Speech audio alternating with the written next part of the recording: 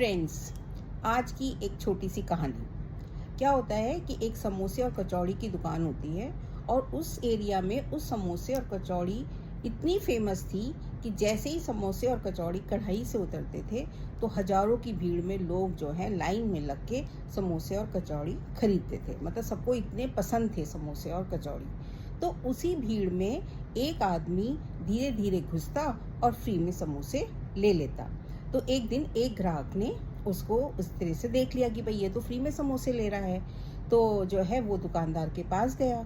उसने कहा कि भैया मैं आपको एक बात बताना चाहता हूँ। तो उसने कहा कि हाँ बताइए, कि आपकी दुकान में एक आदमी रोज़ फ्री में समोसे लेता है।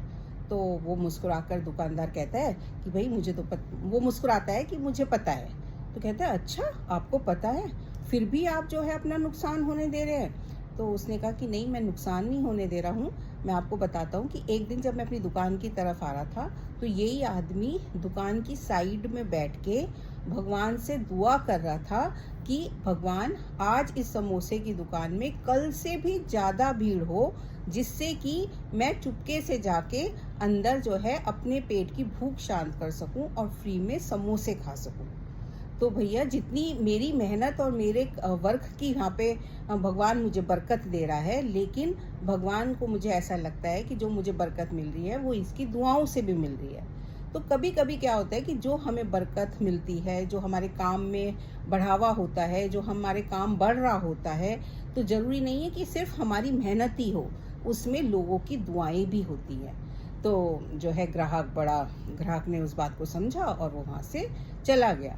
तो इस जब भी कभी आपको मौका मिले कि हम किसी की हेल्प कर सकें, किसी को भूखे को खिला सकें या किसी की भी मदद किसी भी फॉर्म में कर सकें, कई बार हमें आंख भी बंद कर लेनी चाहिए और उस काम को होने देना चाहिए। क्योंकि कई बार ऐसा होता है कि हो सकता है कि हमारी दुकान में या हमारे बिजनेस में या हमारी कंपनी में किसी की वजह से इतनी बरकत हो रही हो और जो है उसकी दुआओं का इतना असर हो कि वो भगवान से रोज प्रार्थना करता हो, भगवान की आज ऐसा होगा तो मुझे ऐसा मिलेगा, आज इस कंपनी में ऐसा होगा या इसके व्यापार में ऐसा होगा तो मुझे ऐसा मिलेगा।